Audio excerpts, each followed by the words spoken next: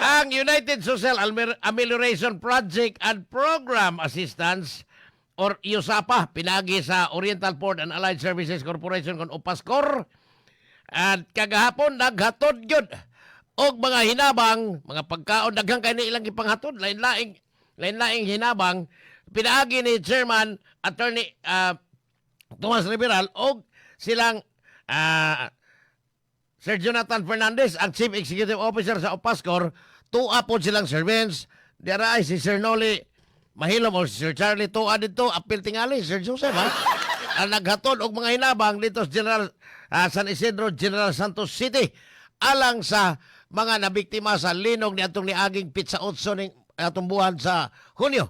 Matod pa nga kining mga hinabang dako na kay gikalipay ni sa mga taga Jensan tungod kay bisan pa sa ilahang kalisod nga nagiandaghan kayong hinabang usa na niini ang UPASCOR nga daghan kay gihatod nga hinabang alang sa katawhang na biktima sa linog.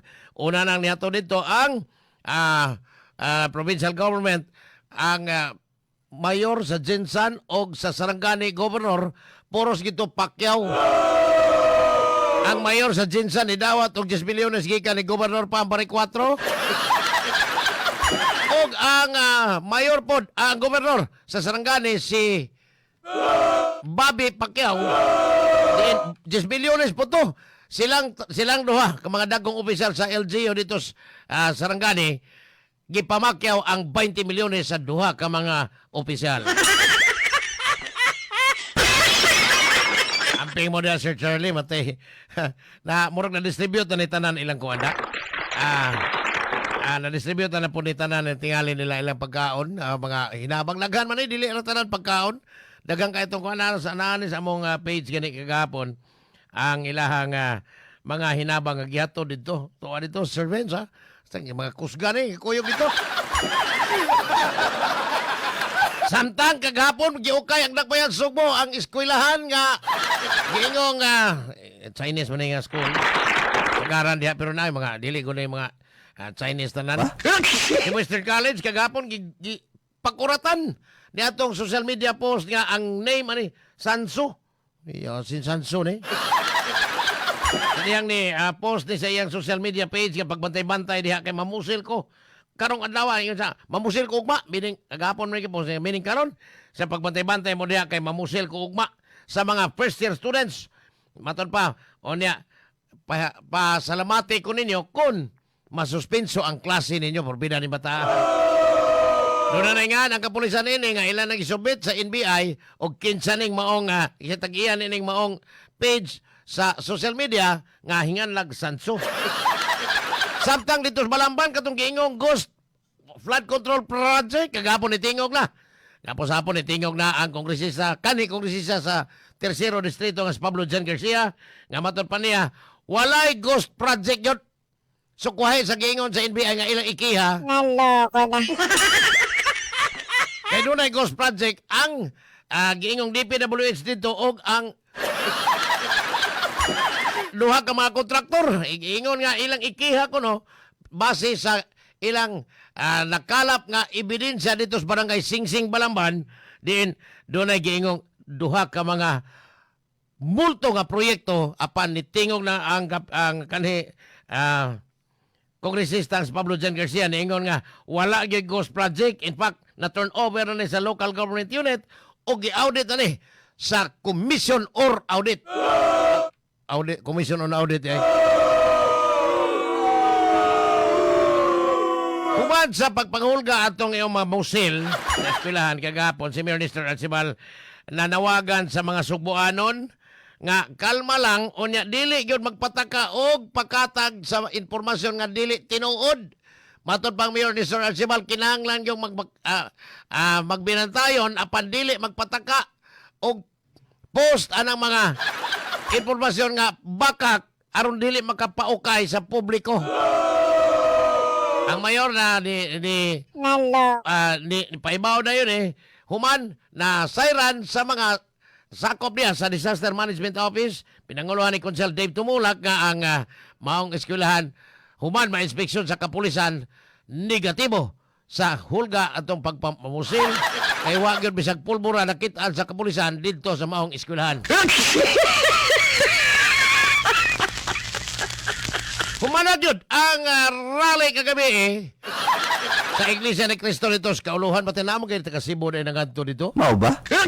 Yun, unya humangi i-revoke ang extension nila sa permit dito sa Iwasang Bonifacio. I'm sorry, sa People Power Monument sa Quezon City. Nibalhin sila sa Iwasang Bonifacio. Apan kagabi base sa ilahang spokesperson nga si Edwil Sabala, pinagi sa ilang TV nga Net 25, ningon nga ato na ning undangon. Kaya bisag unsaon dakpon mangyapon si Marcolita. Si Marcolita matod pa niya andam siyang magpakulong. Naloko na. Ang problema na niya sa may ikulong nga murag di ba huwag na yung buhok. Mao ba? Matod pang Sabala dili na ni mo katapusan lang hinoon sa ilang pagpakigbisog o pagprotesta base sa nakita nila sa administrasyong bangag na pertig yung pagkabangaga. Dibiya ang presidente din samtang nagsige pa ang protesta o rally sa Iglesia ng Cristo na itong niaging gabi og nipunta dito sa Canada sa alas sa tulo ka adlaw ng pagbisita dito aron tan-awon ang mga Pilipino. Pag-abot dito presidente kauban sa iyang asawa perting ko pa gisugat tayo protesta sa mga Pilipino og giingong parisaynon ang presidente nga matod pa nila buaya. Mao ba? Pero kagahapon ang mga sakop sa prosecution team sa Unyas Lunes magsugod naman ang impeachment trial ni Vice President Sara. Kagapon nagpamisa, nagampo at tangilngiga ang mga prosecutors apel na ang kato mga kongresista pinagi ni Congresswoman Jervel Luis na nagpamisa ni tungod kay ilang giampo ang ilang kadaugan aron matikwang sa pwesto ang Vice Presidente nga si Sara. Giapel ganin nilang ampo ang mga sakop sa Senado nga mo'y mga judge sa impeachment trial ug ang mga sakopod sa depensa pinanguluhan ni Attorney Michael Pua nga matod pa niya magputi. Matod pa ni Jeremy Luistro nga ilang giampo tanan ang kalampusan nila aron wa nay magsamok-samok nga Vice Presidente. Og mulampos ang ilang tinguha nga tangtang o mahukmang sadan ang Vice Presidente. Tangkol ba? Pero kagapon, dito Senado, nagsubay si Senador Sherwin Gatchalian. Aron, iyang paningkamutan ko no. Nahapsay ang ipahigayong impeachment trial sa Vice Presidente.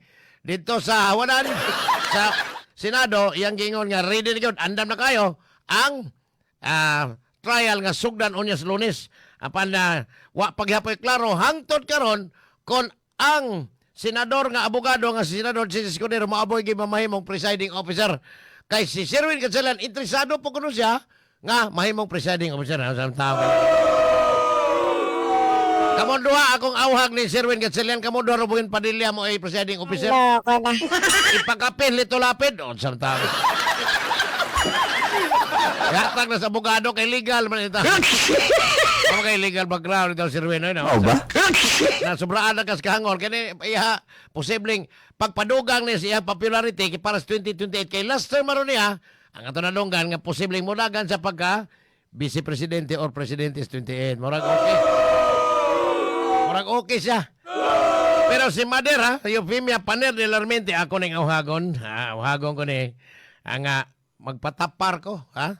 Og di kare nga duha akong partner may akong patapron tingali ni pag-abot atong katapusang adlaw sa buwan sa Mayo, niingon ang Bureau of Treasury nga ang utang sa Pilipinas niabot ni og 18.55 trilyones na gyud agoy nakuha.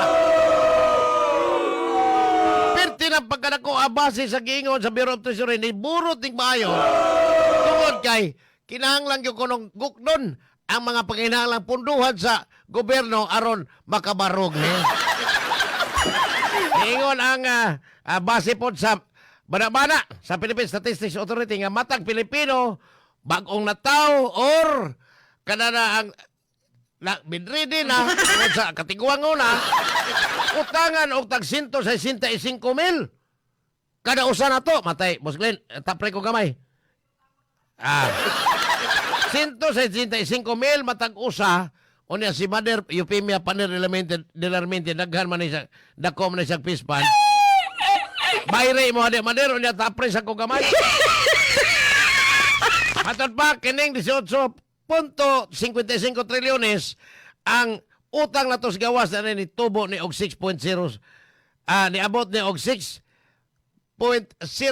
trilyon dako o niya dako grabe ha o niya gibanabana ni ha nga moabot ni ang local debt ang utang na to is mga nagkalinaing Land Bank wala abot tong PhilHealth kay kang raprekto mo to ang local debt na to, utang na to din his nasod, mga nagkalilaing magpapautang, wala abot mga turko ani. Niabot ng 12.5 trilyon.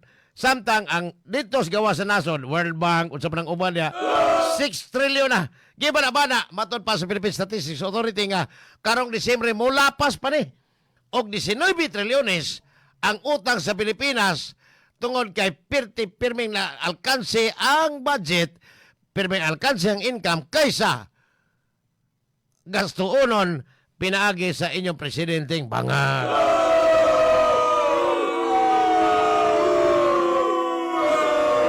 Tangingi ganay dako ag utang sa Pilipinas. Ay palihog og kuan ninyo, bug na moy kwarta na tapres ako. Tag 165,000 kuno ta kada usa. Murag okay kay ni. Samtang di apay lain-lain. Ang Assistant Ombudsman nga mo ay tigpamaaba at the same time kani adto pa sa Department of Justice gidaning Boying Remulla niingon ang Assistant Ombudsman nga ang affidavit atong 8 ka mga bagmen ni Saldico nga gidada nilang Mike Defensor ano nagdas kagaw 8 sa 18 ka mga bagmen nga affidavit ilang gamiton batok ni kanhi Speaker Martin Tambalos Romualdez. Kay kini matod pang Miko Klaban mo kini magpaligo og mayo sa kasong Romualdez og ni Saldico na pod. Nga matod pa hangtod karon wa gyud gihapon mapaili og kaso ang ingong numero 1 Tambalos sa nasod. Ang mao mga pinabit matod pa ni Miko Klaban nga kung ma-file nila ang mga ang napirma kung mapirmahan na ang ubang mga pinabit posibleng dugangan pa ni ang 8 ka mga testimonya sa mga bagmen ni Saldico nga mo'y gingong naghatod og kwarta dito padong sa bangag og sa gingong mga panimay ni Martin Romualdez ng Ilngiga ni mga tawanan nagadato mo lang kawatan ni mga ukoy ano yan, matod pagkagapon, nitubag na yun ang tigpamaba ni Martin Romualdez nga si Attorney Eileen Atienza nga matod pa, gihimo lang ko si Martin Romualdez ang iyang boss. Gihimo lang ko nung political scapegoat sa Administrasyong Marcos nga matod pa niya, gyoy usa sa mga DPWH officials ang nitistigos patok sa iyang among si Tambalos Ros. Yang ingon nga way kalabutan ang speaker kaniadto nga pagparelease sa mga pondo alang sa pagpayuhot yan ang mga project nga giingong mga flood control ghost project. Ay tinda ko ani tinda ko ag buro tag may gipamalit ng mga property to sa Amerika o sa Espanya ni Martin. Samtang kagapon perting panghambog alis bangag uy. Ingon na sus dito for the last 10 years. Karon pa din hitabo.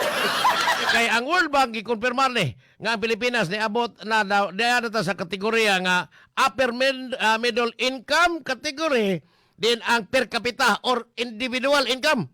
Sakto na ingon ang World Bank nga ang individual income di ay sa matag Pilipino moabot na og $4,850 matag tuig ang gross national income or equivalent ni og 300,000 pesos matag tuig sa mga Pilipino. Giborawara ni sa presidente kay usas gibasihan ini nga nahimo tang upper middle income middle income category tungod kay ang mga OFW mao ko rin dagko kay limitan. Well, tinindutan ba? Pero dito sa Canada, matod pas mga OFW dito, nga, kami man kinanglag presidente bangag, we deserve a better president. Resign Marcos. Ba? Kita sa mga protester sa pa-resign na nga. Ang sige na matog tingsi-tingsi si Lisa Aranita Marcos ang iyang first lady. Kulba sa ning matawana kay nangadato agkang Martin Romualdez to na sa kuan ha. To ay gingon to sa mga properties sa Estados Unidos o sa Espanya. Wala nila nangadato na nigmayo mga kagwang tungod sa mga buhis ninyo. Wag yun ba yun? Salamat mga magbubuhis.